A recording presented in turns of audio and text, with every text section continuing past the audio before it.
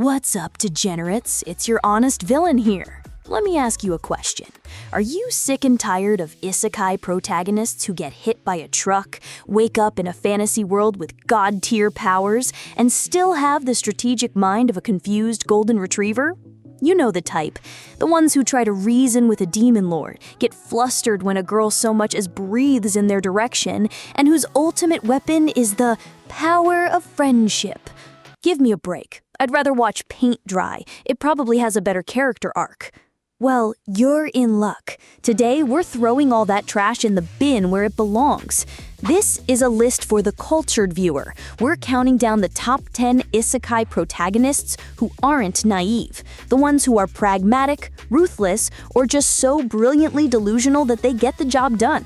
So grab your popcorn because it's time for some recommendations that won't make you want to faceplant into your keyboard.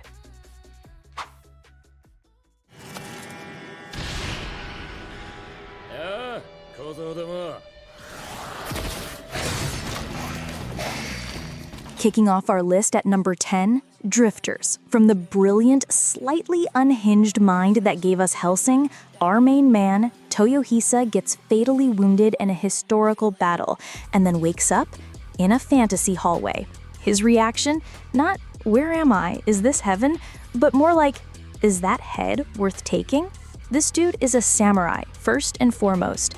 His moral compass points in one direction, towards the throat of his enemy. He doesn't waste time on diplomacy. He sees an oppressed elf village, and his solution isn't a peace treaty, it's a violent, bloody coup. He's not naive because his entire worldview was forged in the Sengoku period, where hesitation meant death.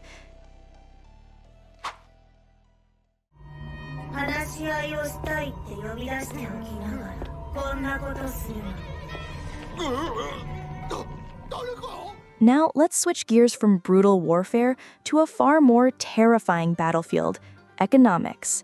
Meet Mine from Ascendance of a Bookworm, a librarian reincarnated as a frail, sickly peasant girl. Her motivation isn't to defeat a demon lord, but to fight a much greater evil, a world without a printing press. Don't let her cute appearance fool you. Mine is single-minded and terrifyingly ruthless in her quest for books. She'll manipulate merchants, invent products, and exploit child labor, her words, not mine, with the cold calculation of a Wall Street veteran. Her enemies aren't orcs. They're inefficient supply chains and the high price of parchment. She's not naive because her one true love requires her to be relentlessly ambitious.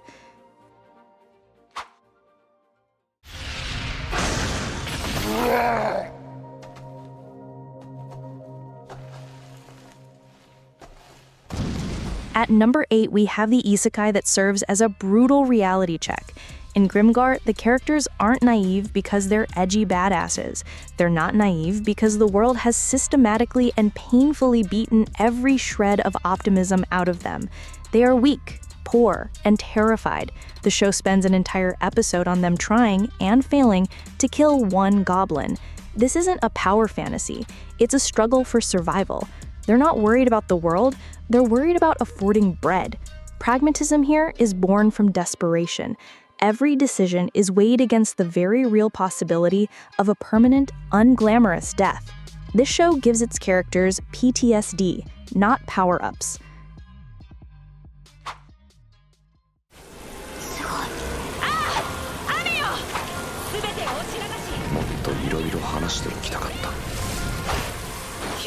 All right, let's address the big one, Mushoku Tensei. Let's be honest, our protagonist, Rudius Greyrat, starts as a completely reprehensible human being, and when he's reincarnated, he doesn't magically become a hero. He's still a pervert and kind of a creep. But that's precisely why he's not naive. He has a 34-year-old mind, full of regrets, trauma, and worldly knowledge. He uses that mind to learn, manipulate situations, and genuinely try, step by step, not to repeat the colossal failures of his first life. He's proof that a complex, morally gray character is infinitely more interesting than a blank slate hero.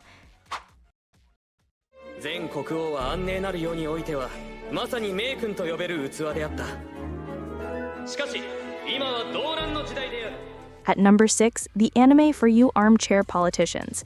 Kazuha Soma is summoned to be a hero and is immediately handed the entire throne because, frankly, the king sucked at his job. And Soma's first heroic act is conducting a nationwide census and reforming the national budget. His ultimate weapon isn't a holy sword, it's an Excel spreadsheet. This man solves a food crisis with agricultural policy and deals with corrupt nobles through brilliant political maneuvering. He's not naive because his mind operates on logic, efficiency, and Machiavellian principles. The show is literally a series of PowerPoint presentations on how to run a country, and somehow it's incredibly compelling. いいのかマジで助かるわ Sliding into the halfway mark is our required dose of pure, unfiltered edginess. Hajime Nagumo is what happens when you take a kind protagonist, have his classmates betray him, and throw him into a pit to die. He crawls back out, but the boy who went in is gone. In his place is this guy, a one-armed, gun-toting cynic whose life philosophy is, if it's in my way, I'll kill it. Is it over the top? Absolutely. Is it cathartic to watch someone completely reject the hero label and just focus on his own goals with ruthless efficiency? You bet your sweet ass it is.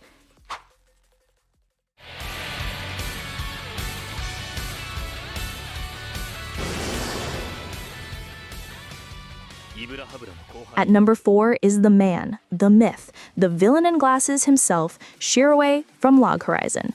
When thousands of players get trapped inside an MMO, most people panic. Shiroi, on the other hand, starts drafting a constitution.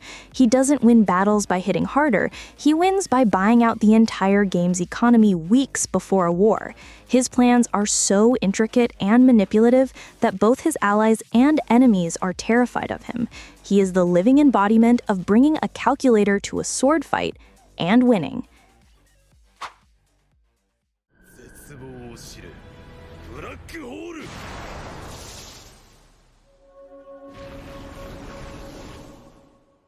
Entering the top 3, all hail the Sorcerer King, Ainz Ual Gon, from Overlord. A regular office worker gets trapped as his max-level lich, surrounded by NPCs who worship him as a god. The genius of Overlord is the contrast. Outwardly, he is a supreme being. Inwardly, he's just a guy named Suzuki Satoru having a constant panic attack. Terrified his minions will find out he's winging it. His pragmatism is born out of pure fear. Every single brilliant move he makes is a complete accident that somehow leads to another kingdom being subjugated. He is without a doubt the master of failing upwards. Konnichiwa. そしてさようなら. Our glorious runner-up is a character who combines corporate logic, psychopathy, and a deep-seated hatred for God into one tiny, adorable package. I'm talking about Tanya von Degerchev. An atheist salaryman gets reincarnated by a god he calls Being X as a little girl in a magic-fueled World War I. Her only goal is to get a safe, cushy job to spite the god who put her there. To achieve this, she becomes the most brutally efficient and terrifying soldier the Empire has ever seen.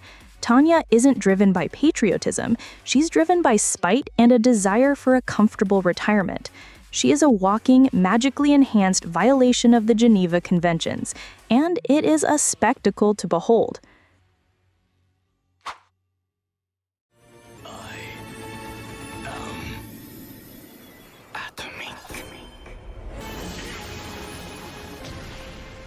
And here we are, number 1, the absolute zenith of being non-naive achieved by being so profoundly delusional that reality itself bends to your will.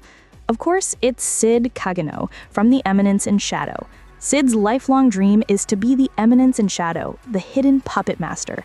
For fun, he makes up a story about a cult of Diablos, and it turns out to be 100% real. He accidentally builds a global organization, Shadow Garden, that worships him as a genius mastermind, all while he thinks they're just humoring him role-playing hobby. He's the ultimate non-naive protagonist because naivete implies a basic connection to reality, and Sid has gleefully severed that connection with the chainsaw. He operates on a level of pure Chunabaya energy that has transcended logic. He's not playing 4D chess, he has accidentally created the chessboard, the pieces, and the game itself. Now, it's your turn. Which non-naive MC did I commit a cardinal sin by leaving off this list? Get down in the comments and defend your choice. Convince me. I live for the debate. Maybe your pick will make it into a part 2, if you're persuasive enough. If you appreciate recommendations that don't waste your precious time, then do the pragmatic thing. Execute that subscribe button and hit the bell icon. This is your honest villain, signing off. Now go watch something decent.